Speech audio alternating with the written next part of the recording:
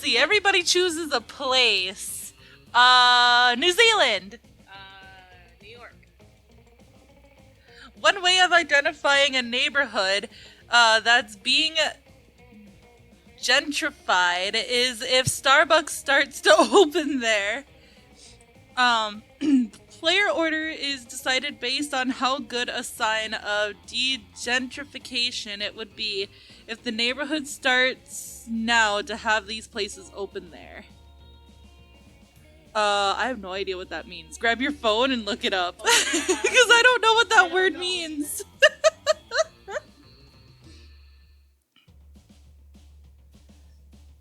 Why didn't you just grab your phone? Oh. Like half hour ago. Oh, goodness. I just haven't put it on the charger. Oh, goodness. Yeah, sorry, guys. 1 second. We're looking up what this fucking means. Uno. Well, it's not Uno. I know. We know what Uno means. Or do you need? My goodness.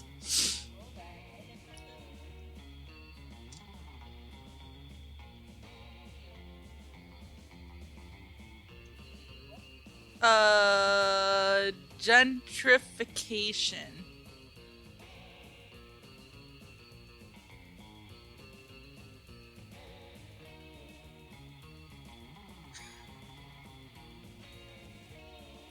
Hold on.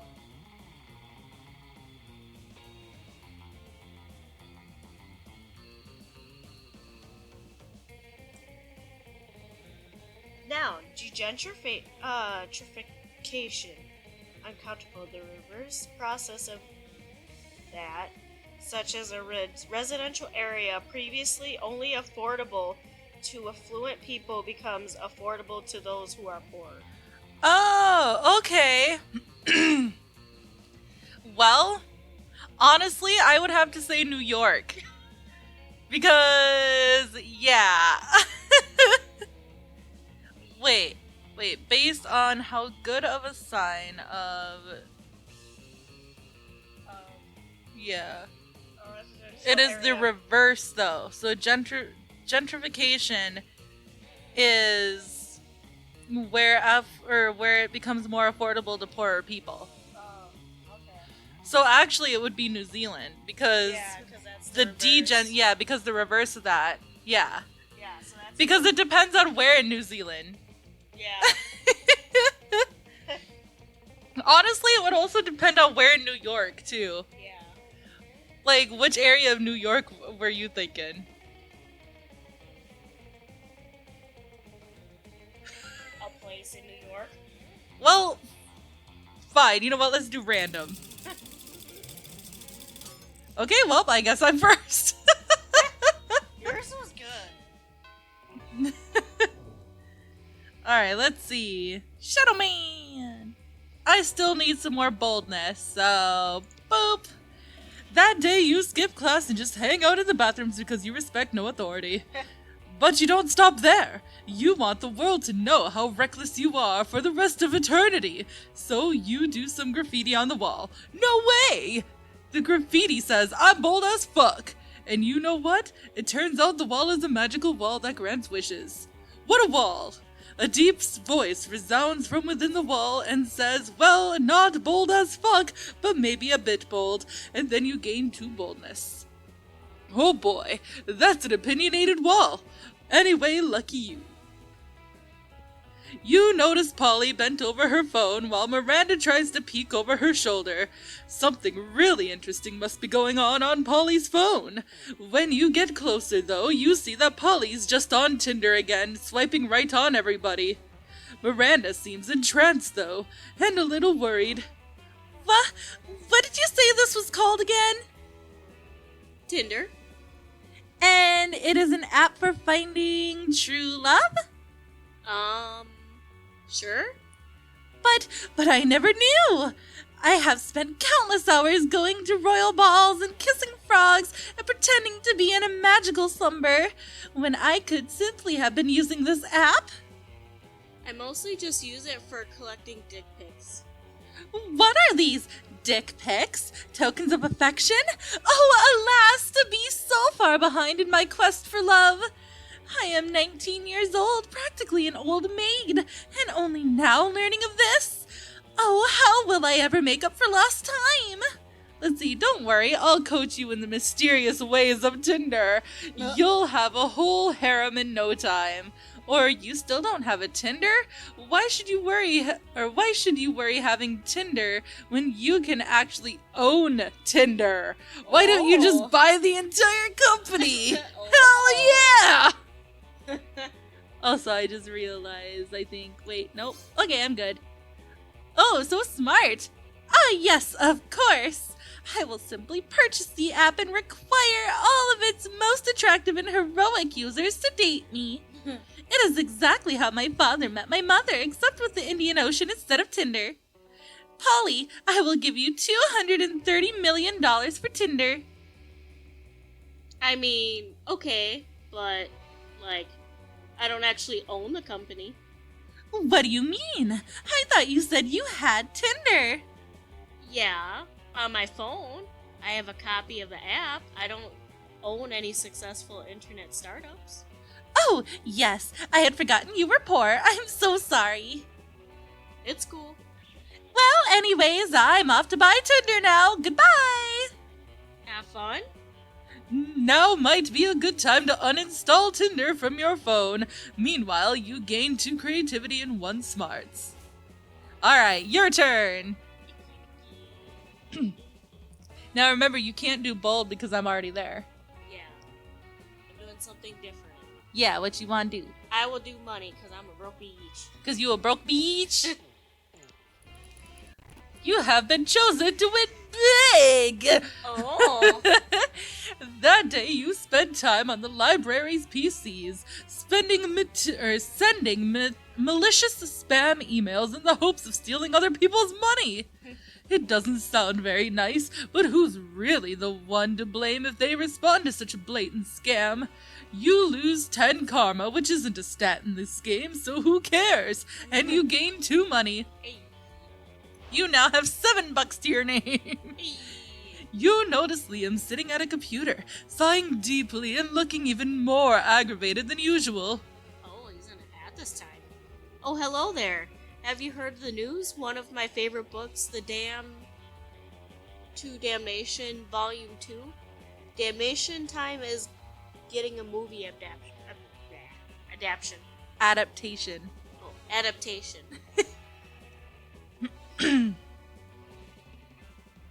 Thousands of people will experience this wonderful story. The author will receive wide recognition and make lots of money. New fans will fall in love with the characters. It's awful. Me, though. And as if that weren't bad enough, the lead vampire is going to be played by a werewolf. Why would you cast a werewolf to play a vampire? I refuse to watch some hairy abomination and fake fans. Fake fans! Fake fans! All those fake fans! Oh! Fake fangs and pale face paint play a role that should have rightfully gone to a vampire performer. I'm gonna put an end to this wolf washing here and now. But how should I do it?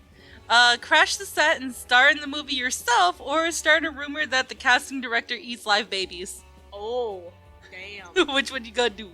Crash the set, start a rumor.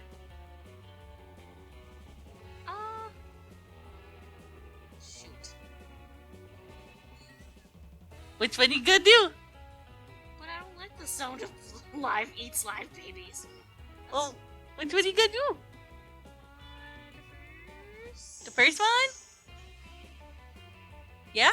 Yeah. Okay. Me? Star in a movie? Why, that's just... How could I refuse such a perfect plan? My sensitive artistic soul has pined this whole time for a true calling.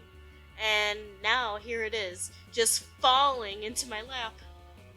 You could point out that literally no one has given him this opportunity, and he'll probably be committing several crimes if he goes through with this plan.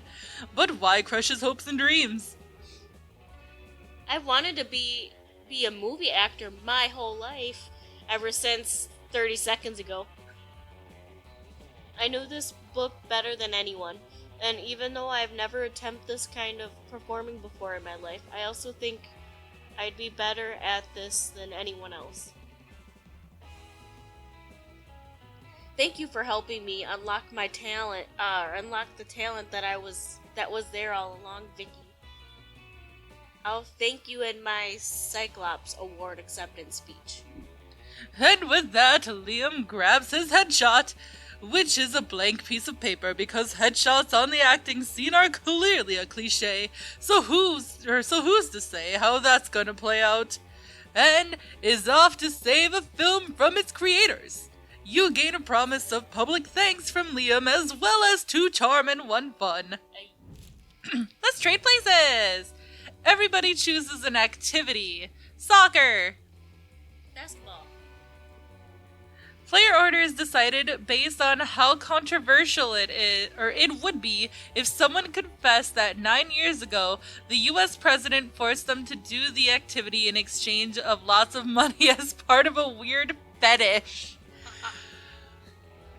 Wait, you said baseball, right? I said basketball. Oh, basketball. I said soccer. A foot fetish would actually make sense, though.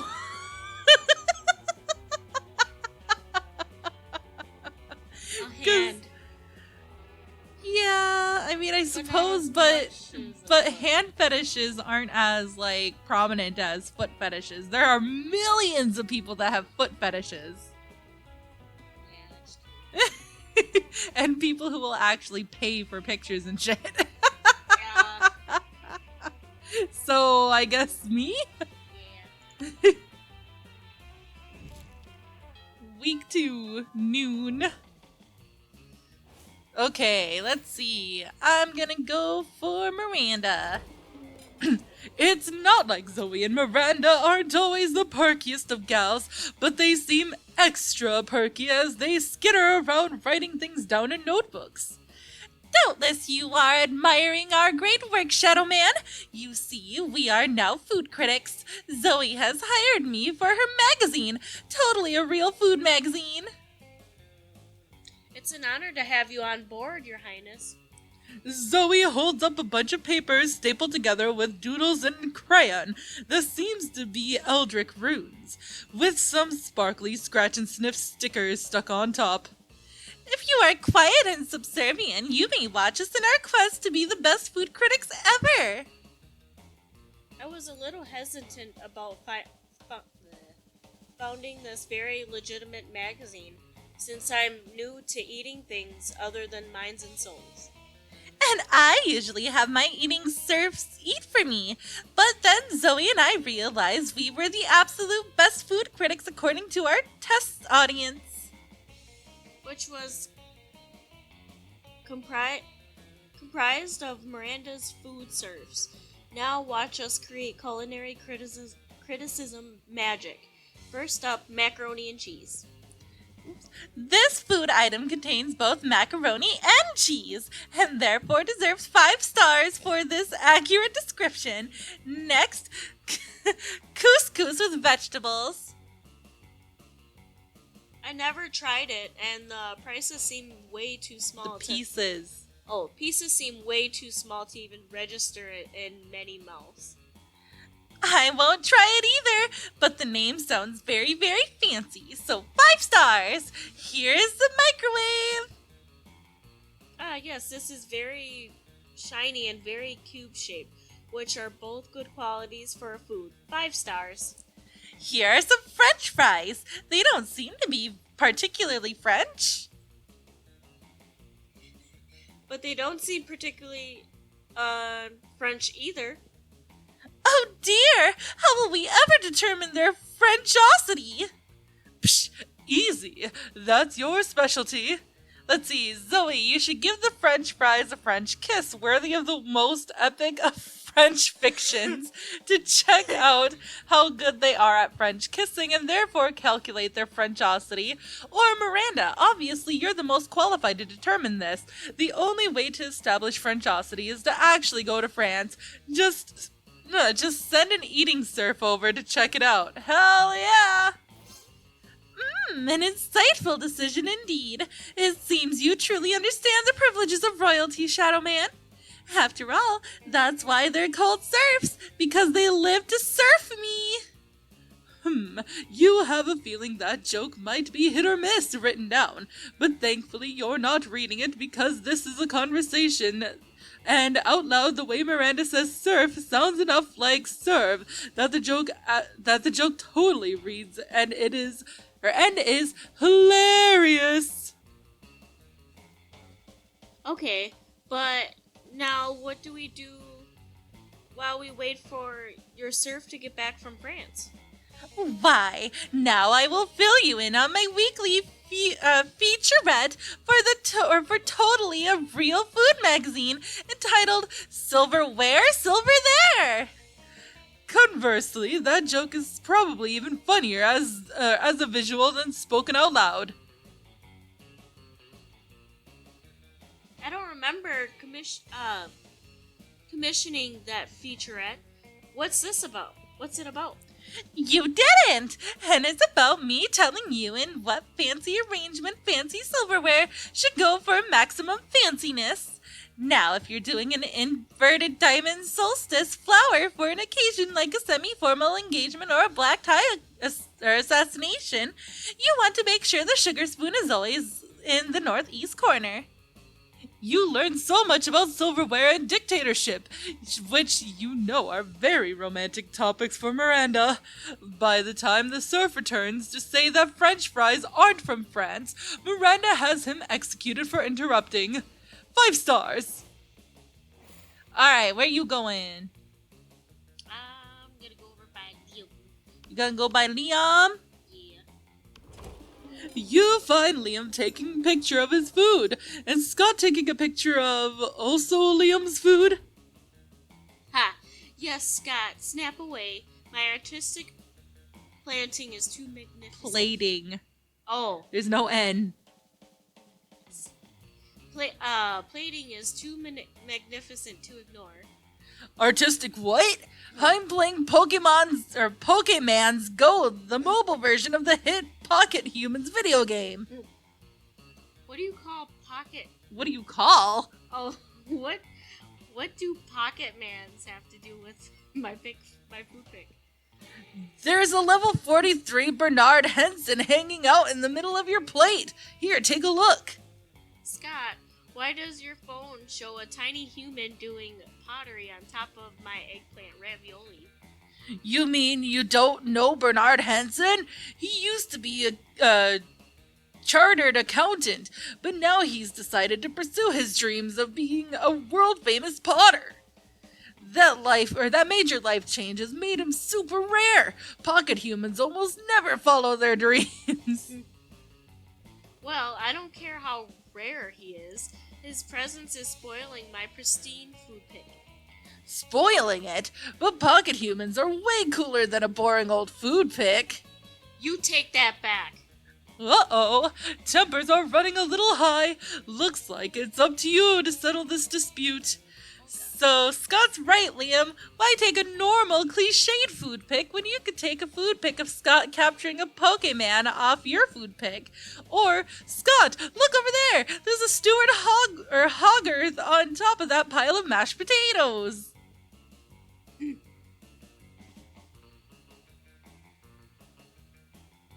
Oh goodness.